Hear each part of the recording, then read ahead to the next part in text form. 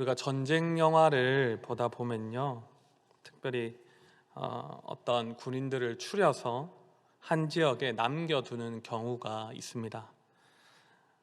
왜 군대 병력이 참 소중한데 몇 명을 뽑아가지고 혹은 한 명을 따로 남겨두고 이렇게 특별한 임무를 맡겨둘까요? 그들에게 정말 중요한 임무를 맡겨서 전쟁의 성패를 그렇게 바꾸거나 또 그 전쟁의 승패에 영향을 미치는 그 큰 일들을 맡기기 위함입니다. 그들은 임무를 수행하기 위해서 명령을 한 상관의 명령대로 움직이겠죠. 보통 이런 임무를 받은 사람들은 따로 남겨두어도 도망치거나 아니면 다른 생각을 하지 않는 믿을 만한 군인들, 보통 특수부대, 특공대라고 불리는 잘 훈련된 군인이 이런 임무를 맡게 될 것입니다. 이들은 결코 다른 생각을 하지 않고 충성스럽게 자신에게 맡겨진 임무를 완수할 것입니다. 오늘 본문에서 바울은 이렇게 특별한 임무를 맡기는 상관과 같이 자신의 아들과 같이 여기는 디도를 그레데에 남겨두며 특별한 임무를 맡기고 있습니다. 디도는 비록 이방인이었지만 바울이 자신의 서신에서 자주 언급할 만큼 사랑하는 믿음의 아들이었고, 바울이 어려운 문제를 만날 때마다 먼 거리를 마다하지 않고 큰 도움을 주었던 든든한 동력자였으며, 그를 대신해서 문제를 해결해주는 믿음직스러운 대리자이기도 했습니다. 앞서 바울은 이런 믿음의 자녀인 디도에게 자신은 하나님께서 영원 전부터 약속하신 영생의 소망을 가진 성도로 하여금 하나님이 택하셨다는 그 믿음과 경건함에 이르게 하는 진리의 지식을 가지게 하기 위해서 하나님의 종이요 그리스도의 사도가 되었다고 그렇게 밝히고 있습니다. 그리고 디도도 자신과 같이 믿음을 따라서 같은 사명을 받았음을 말하며 하나님 아버지와 구주이신 그리스도 예수와의 친밀한 관계 가운데 은혜와 평강을 누리며 이 사명을 온전히 감당하기를 축복하고 있습니다. 이어서 바울은 지금 디도에게 주어진 사명인 그레데에 남겨둔 이유를 이렇게 밝히고 있습니다. 5절입니다. 내가 너를 그레데에 남겨둔 이유는 남은 일을 정리하고 내가 명한 대로 각 성에 장로들을 세우게 하려 함이니. 디도를 그레데에 남겨둔 이유는 첫째로 남은 일을 정리하는 것과 두 번째로 바울이 이미 명령한 기준대로 각 성의 장로들을 세우려 하는 것이라고 말하고 있습니다. 여기서 남은 일이란 것은 진리의 지식, 곧 하나님의 말씀을 가르치는 일과 관련된 것이라고 할 수 있고, 각 성에 장로를 세우는 것은 교회의 질서를 세워서 미래를 준비하는 일이라 할 수 있습니다.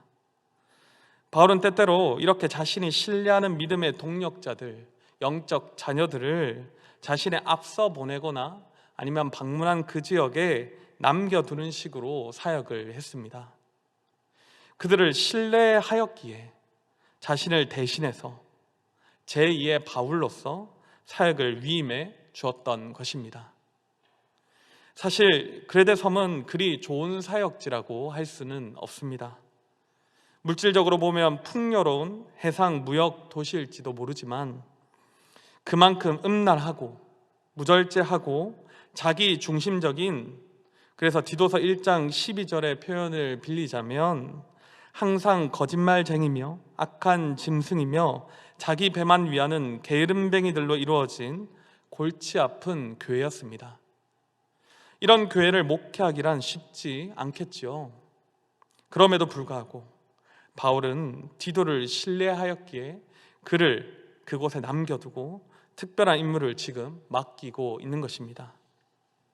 여러분, 이렇게 하나님의 사명을 받은 사명자는 그의 일거수 일투족이 다 하나님의 특별한 사명에 의해서 결정되어야 한다는 것입니다. 모든 동력자가 떠난 자리에 홀로 남겨진 그 사람의 마음은 얼마나 외롭고 또 답답함이 있겠습니까? 그러나 상황과 조건에 어려움이 있다고 할지라도 하나님께서 나를 이곳에 남겨둔 이유가 있다는 것을 믿으면서 힘을 내어 온전히 사명을 감당해야 한다는 것입니다. 이어서 바울은 각 성의 장로를 세우는 기준에 대해서 말하고 있습니다. 장로를 세우는 기준은 디모데전서 3장 2절에서 6절에도 같이 나오는데 몇 가지는 더 있고 몇 가지는 적다는 점만 빼고는 본문과 거의 유사합니다. 바울이 말하는 장로는 현재 교회를 목회하고 치리하는 교회 리더십, 목사와 장로를 모두 포함한 직분을 말한다고 볼 수 있죠. 우리는 교회 리더인 목사와 장로를 세우는 바울의 기준을 보면서 교회를 섬기는 리더십의 기준, 즉 교회를 섬기는 성도의 모범이 되는 사람은 어떤 사람이 되어야 할지를 알 수 있습니다. 바울이 제시하는 장로의 자격들을 살펴보면 어떻습니까? 대중에게 호소력 있는 설교를 잘한다거나, 좋은 행정 능력이 있다거나, 친화력이 있다거나, 사리분별이 빠르고 사람들을 끌어모으는 매력과 같은 그런 능력을 말하고 있지 않다는 것을 우리는 알 수 있습니다. 물론 이 모든 것들이 교회를 섬기기 위해서 꼭 필요한 것들입니다. 계속 개발되어지고 연구되어져야 하는 것이겠죠. 그러나 그는 능력을 자격으로 말하고 있지 않다는 것입니다. 그가 제시하는 교회의 리더의 자격은 무엇입니까? 한마디로 말하자면 바른 신앙 인격이라고 할 수 있습니다. 바울이 가장 먼저 제시한 장로의 자격은 가정생활입니다. 6절입니다. 책망할 것이 없고 한 아내의 남편이며 방탕하다 하는 비난을 받거나 불순종하는 일이 없는 믿는 자녀를 둔 자라야 할지니라. 바울은 교회를 섬기는 자는 가정생활에 있어서 책망할 것이 없어야 한다라고 말하고 있습니다. 책망할 것이 없다는 것은 완전히 흠이 없다란 말은 아니겠죠. 세상에 흠이 없는 사람이 도대체 어디 있겠습니까? 다만 적어도 다른 사람의 눈에 큰 결점이 보여서 비난당할 만한 사람은 되어서는 안 된다는 것이죠. 한 아내의 남편이란 말은 가정의 기초적인 이 부부 관계를 충실히 하는 사람이어야 한다는 뜻입니다. 가장 가까이에서 함께 지내는 남편과 아내에게 충실해야 한다는 것이죠. 이어서 믿는 자녀를 둔 자여야 한다고 그렇게 말씀하십니다. 여기서 자녀라고 이렇게 헬라어 되어 있는 이 부분은 파이디온, 즉 부모의 보호를 받아야 할 어린아이를 말하는 것입니다. 대부분의 어린아이들은 부모의 믿음을 그대로 전수받죠. 이 말이 무슨 뜻입니까? 어린아이의 믿음은 그 가정에 지금 신앙적인 상태가 어떠한지를 보여주는 시금석이라는 말입니다. 장성하여서 부모의 품을 떠나버린 자녀는 그 스스로 자기 신앙의 또 인격의 책임을 져야 합니다. 그러나 적어도 부모의 품 안에 있는 어린아이는 전적으로 부모의 책임이 중요하며 방탕하다는 비난을 받거나 불순종하는 일이 있는 자녀를 둔 부모는 교회의 모든 자녀들을 그의 부모와 함께 책임져야 할 리더로서는 자격이 부족하다는 것입니다.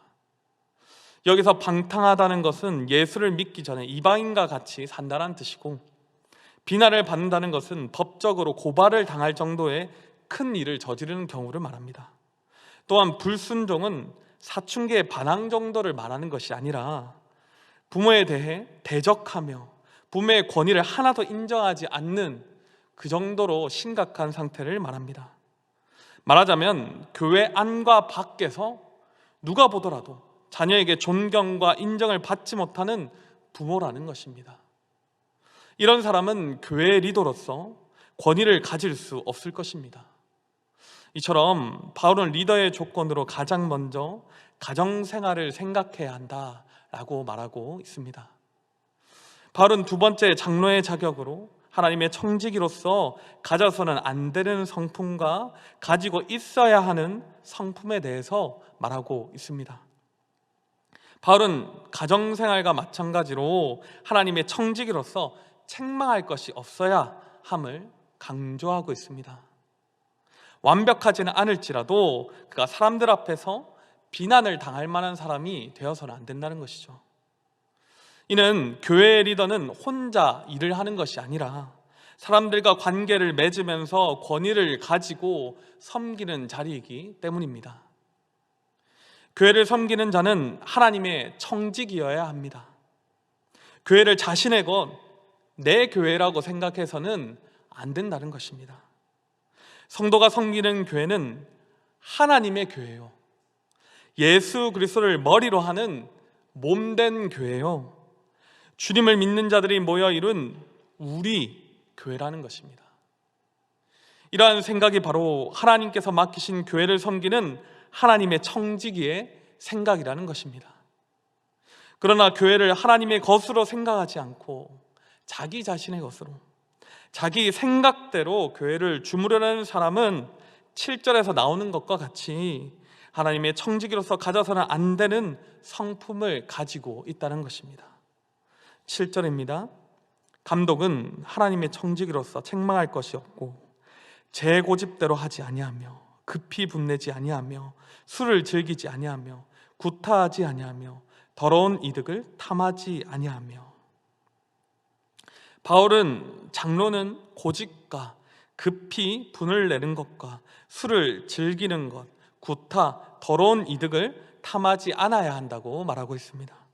이 모든 부정적인 성품은 자기 중심성, 절제하지 못함으로부터 나오는 것들입니다. 다른 사람의 말을 듣지 않고 자기만이 옳다고 여기고 그렇게 고집을 부리면서, 그렇게 의견이 다른 것, 자기 생각대로 되지 않는 것에 너무너무 화가 나서 급히 분을 내고 술과 즐거움을 주는 것들에 중독이 되어서 절제하지 못하는 삶을 살고, 분내는 것을 넘어서 폭력을 사용하고 물질과 돈에 대한 욕망을 절제하지 못하는 사람은 결코 하나님의 청지기로서 교회를 온전히 섬길 수 없다는 것입니다. 그렇다면 이런 성품을 가지는 사람과는 반대로 자기 중심성을 다 버리고 절제하는 삶을 사는, 하나님의 청지기로서 온전한 삶을 사는 성도는, 그러한 장로는 어떠한 성품을 가지고 있겠습니까? 8절과 9절입니다. 오직 나그네를 대접하며 선행을 좋아하며 신중하며 의로우며 거룩하며 절제하며 믿음 말씀의 가르침을 그대로 지켜야 하리니 이는 능히 바른 교훈으로 권면하고 거슬러 말하는 자들을 책망하게 하려 함이라. 그는 자기 자신만 생각하지 않으므로 낯선 나그네, 사실은 자기와 상관이 없는 사람이죠. 그러나 그런 사람조차도 자기 품으로 품어주는 사람입니다. 자신의 것을 내어줌으로 선행을 좋아합니다. 생각과 행동을 절제하고, 그래서 신중하고 의롭고 하나님의 성품인 거룩한 행동을 합니다. 그리하여서 하나님의 미쁘신 말씀을 믿고 그 믿는 대로 지켜 행하는 사람이라는 것입니다. 이렇게 모두가 인정할 만한 바른 신앙인격을 가진 하나님의 청직으로서의 삶을 사는 자는 지식적으로만 이해한 말씀을 입으로 가르치는 것이 아니라 삶을 통하여 겪어낸 그 말씀을 가르칠 수 있게 됩니다. 또한 하나님의 말씀을 순종하는 삶을 살고 있기에 그렇게 순종하지 않는 사람들, 말씀을 왜곡되게 해석하고 자기 마음대로 해석하고 그렇게 해서 잘못된 신앙을 말하는 사람들을 책망할 수 있게 됩니다. 이런 사람의 인격을 한마디로 말하자면 자기 중심적인 삶이 아니라 하나님의 말씀 중심적인 삶을 사는 사람이라 할 수 있겠죠. 바울은 하나님의 청지기로서 교회를 앞장서 섬기는 장로는 가정적으로도 책망할 것이 없어야 하고, 신앙 인격적으로도 말씀 중심의 성품을 가지고 책망할 것이 없어야 한다고 지금 말하고 있는 것입니다. 오늘 참아들 디도를 그레데 교회에 남겨둔 이유를 말하는 이 바울의 권면을 통해서 우리는 무엇을 깨달을 수 있겠습니까? 첫째로 하나님께서 우리를 이곳에 남겨둔 이유가 반드시 있다는 것입니다. 여러분, 인생을 살아가시면서 특히 하나님을 모를 때에 우리는 우리 스스로 모든 것을 선택하고 결정한 대로 내가 원하는 자리에 가 있다고 그렇게 생각하기 쉽습니다. 그러나 복음을 듣고 예수 그리스도를 영접하고 나면 우리의 모든 삶이 다 하나님의 뜻 안에 있었음을 고백하게 되는 것이죠.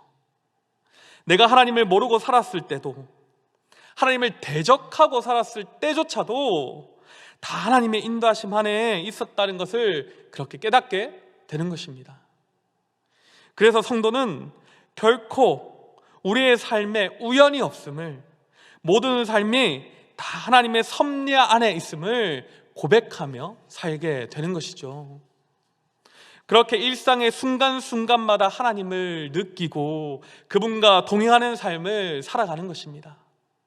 이렇게 하나님과 동행하는 삶을 사는 성도는 어떠한 상황과 환경에 놓여지게 되더라도, 어떠한 자리에 있다고 할지라도 결국은 그 속에서 하나님의 뜻을 발견하며 하나님이 원하시는 삶을 살아갈 수 있다는 것입니다. 오늘 본문의 디도는 그레데에 남겨지게 되었습니다. 이제까지 따랐던 바울은 또 다른 사역을 위해서 떠나버렸고 동역자들도 곁에 있지 않습니다. 어쩌면 디도는 큰 외로움을 느꼈을지도 모릅니다. 함께 하던 일들을 이제는 스스로 혼자 감당해야 한다니 두려움도 있었겠죠. 그러나 그런 디도에게 바울은 그가 거기 남겨둔 이유, 그 이유가 분명히 있음을 지금 말해주고 있습니다. 마치 특별한 임무를 부여받고 남겨져서 임무를 완수해야 하는 특공대와 같이 그에게 맡겨진 이 특별한 임무를 다시 한번 기억하라는 것입니다. 어려울 수밖에 없는 그레데 섬에서의 사역에서 꼭 그 사실을 기억하라는 것이죠. 그가 남겨진 이유를 기억한다면 지치고 위기가 찾아오고 한계가 있다고 하더라도 그 이유로 인해서 반드시 이겨낼 수 있기 때문입니다. 여러분, 우리의 인생에서도 이러한 일들이 일어나지 않습니까? 내가 원치 않는 곳에 남겨지게 되는 일, 벗어나고 싶은 부담이 짓눌리는 자리에 우리가 홀로 남겨지는 일, 주변에 의지할 데 없이 스스로 버티고 이겨내야 하는 그런 자리에 하나님이 혹은 어떤 사람에 의해서 내가 가 있는 그런 경우가 있지 않습니까? 내 곁에 아무도 없는 것 같다고 느껴질 때가 있습니다. 끝없는 공허함과 고립감, 외로움을 느끼면서 왜 하나님조차 침묵하시냐라고 하나님께 물어볼 때가 있습니다. 뭔가 마음의 질병으로 인해서, 상황과 환경의 어려움으로 인해서 아무 이유도 없이 하늘에서 뚝 하고 나를 떨어뜨려서 그렇게 남겨둔 것 같다고 느낄 때가 있다는 것입니다. 그러나 그럴 때마다 하나님께서 우리를 이곳에, 이 자리에, 이 상황에 남겨둔 이유가 반드시 있다는 것을 기억하시길 바랍니다. 하나님은 우리를 이유 없이 이곳에 남겨두지 않으십니다. 하나님의 뜻, 우리를 이곳에 남겨두신 이유를 여러분 물어보시기 바랍니다. 우리 하나님께서 하나님의 말씀을 통하여 가르쳐 주실 것입니다. 하나님께서 말씀하시는 우리를 이 자리에 남겨두신 이유를 들으시고 남겨진 이 자리에서 우리에게 맡겨진 사명을 어떠한 일이 있더라도 능히 감당하실 수 있는 사랑하는 우리 성도님들이 되시길 간절히 바랍니다. 둘째로, 가정에서도 하나님의 청지기로서도 책망할 것이 없는 성도의 모범을 쫓아 살아가기를 원합니다. 오늘 본문에서 바울이 권면한 것은 장로의 자격이었습니다. 그렇다고 해서 성도인 우리와는, 그리고 다른 직분을 받은 우리와는 아무런 상관이 없는 말씀이겠습니까? 장로의 자격은 곧 교회를 섬기는 모든 성도의 모범인 줄로 믿습니다. 내가 비록 목사와 장로는 아니라 하더라도 우리도 그 섬김의 모범을 따라서 그 모범에 맞게 살아야 한다는 것입니다. 바울은 장로의 자격, 섬기는 성도의 모범으로 어떠한 능력을 먼저 제시하지 않습니다. 아무리 뛰어난 능력을 가졌다 할지라도 이기적인 목적으로 자신의 능력을 사용하게 되면 그 결과는 파괴적이기 때문입니다. 나라와 사회와 교회를 파괴하고 무너뜨리는 사람들은 뛰어난 능력의 소유자들이었습니다. 그들은 남들보다 뛰어난 재능을 사용하여서 정보를 얻고 권력을 통해서 자신의 사리사욕을 채우는 것만 관심을 두고 나라와 사회를 넘어서 하나님이 세우신 교회도 그렇게 무너뜨리는 것에 주저함이 없는 사람들입니다. 그래서 바울은 장로의 자격으로 가장 먼저 건강한 가정을 제시합니다. 한 사람의 남편이요 아내로서 부모와 자식으로 바른 신앙 인격으로 사랑하고 섬기는 사람이어야 한다는 것입니다. 가정에서 좋은 인격을 가졌다고 인정받기란 얼마나 어려운지요. 특히 저와 같은 목사는 우리 성도님들 앞에서는 좋은 인격인 채 그렇게 척하면서 행동을 합니다. 그러나 집으로 돌아가서 아내와 자녀에게 바르지 못한 행동을 하기가 참 쉽다는 것입니다. 교회에서는 말씀대로 사는 것처럼 그렇게 행동을 하다가도 집으로 돌아가면 말씀대로 살지 못하고 그렇게 인격의 모자란 점을 노출시키면서 그렇게 살기 때문에 참 가정에서 가족들에게 인정받기가 어려운 것 같습니다. 저만 그렇진 않으시죠? 그러나 그렇기 때문이라도 우리는 가정에서 책망할 것이 없는 자로 살기를 애를 써야 합니다. 가정에서 못하는 것을 아무리 그렇게 감추려 해도 결국 시간이 지나면 가정에서 못하는 것들이 다 드러나지 않습니까? 우리가 교회와 사회를 섬기기 앞서서 가정을 먼저 잘 섬기면 나중에는 이 잘 섬긴 가정에서 교회와 사회를 더 잘 섬길 수 있도록 그렇게 도움도 줄 것입니다. 우리 사랑하는 성도님들, 가정을 잘 섬기시길 바랍니다. 또한 바울은 장로의 자격으로 하나님의 청지기로서 바른 성품을 가진 사람을 제시하고 있습니다. 하나님의 청지기는 모든 것을 다 하나님의 것으로 고백하는 사람이죠. 입술로만 고백하지 않고 삶의 행동을 통하여서 그렇게 고백합니다. 인생과 교회의 주인이 하나님인 것을 인정하는 삶을 사는 것이죠. 인생을 자신의 것이라 생각하는 사람들은요, 자기 중심적인 삶을 살면서 고집과 분냉과 절제하지 못하는 삶을 살아갑니다. 인생을 하나님의 것이라 생각하는 사람은 말씀 중심적인 삶을 살면서 선한 일을 좋아하고 신중하고 절제하는 삶을 살아갑니다. 교회를 내 것이라고 생각하는 사람은 교회를 자기 마음대로 세우려 하지만 교회를 하나님의 것으로 생각하는 사람은 교회를 하나님의 말씀대로 세우기 위해서 애를 씁니다. 하나님의 청지기로서 말씀대로 모든 것을 행하며 살아간다는 것입니다.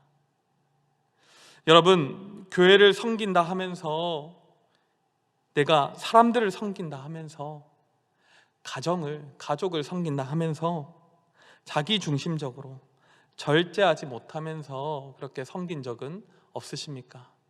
나는 잘 섬긴다 했는데 상대방의 얼굴을 보면 별로 행복하지 않은 얼굴이 보여진 적은 없으십니까? 우리의 섬김의 모습 속에 있는 부족과 실수를 돌아보면서 늘 하나님의 청지기로서 하나님의 말씀 중심으로서 교회와 가정과 사회를 섬기는 사랑하는 우리 성도님들이 되시길 바랍니다. 그러하기 위하여서 우리가 말씀을 사랑해야 합니다. 말씀을 연구해야 하고요, 말씀을 실천하는 삶을 살아야 합니다. 사랑하는 우리 성도님들께서 내가 목사와 장로가 아니라 하더라도 오늘 본문에서 바울이 제시하는 장로의 자격만큼이나 섬기는 성도의 모범을 따라서 가정에서도 하나님의 청지기로서도 책망할 것이 없는 삶을 사시며 부끄러울 것이 없는 하나님의 충성된 종으로 살아가시기를 간절히 축복합니다. 오늘 나눈 말씀을 생각하시면서 이 시간 함께 찬양드리기 원합니다. 원하고 바라고 기도합니다.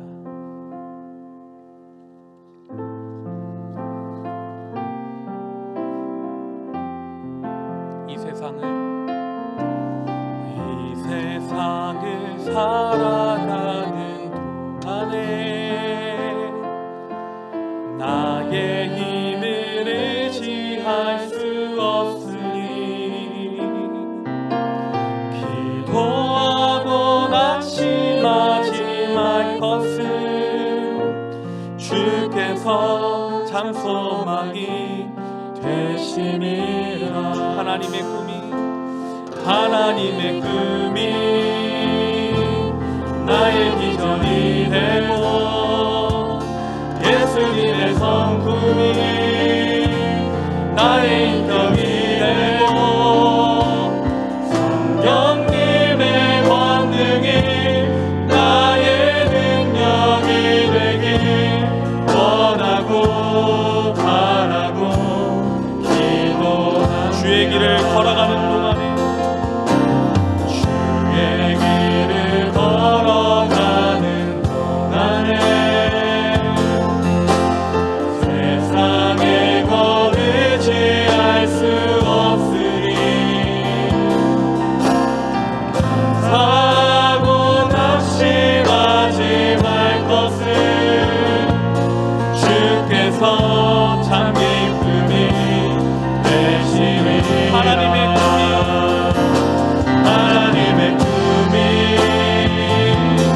나의 비전이 되고 예수님의 성품이 나의 인격이 되고 성령님의 권능이 나의 능력이 되길 원하고 바라고 하나님의 꿈이 나의 비전이 되고 하나님의 꿈이 나의 비전이 예수님의 성품이 나의 인격이 되고 성령님의 권능이 나의 능력이 되길 원하고 바라고 어느 누가 많으니까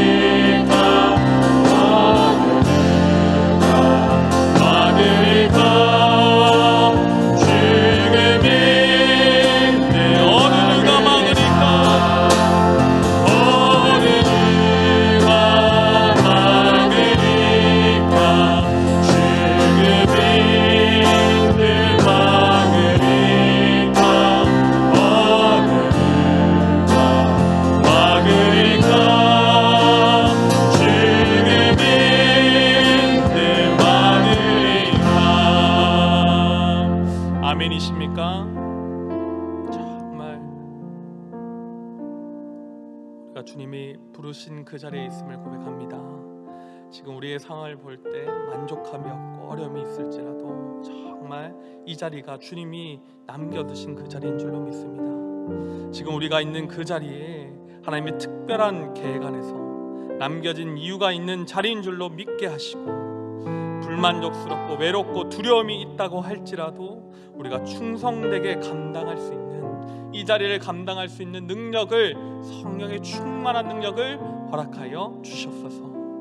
그시로 가정에서도 하나님의 청지기로서도 책망할 것이 없는 바른 신앙인격을 가진 섬김의 모범을 따라서 살게 하여 주시옵소서. 이 두 가지를 함께 붙잡고 간절히 이 시간 기도하시겠습니다.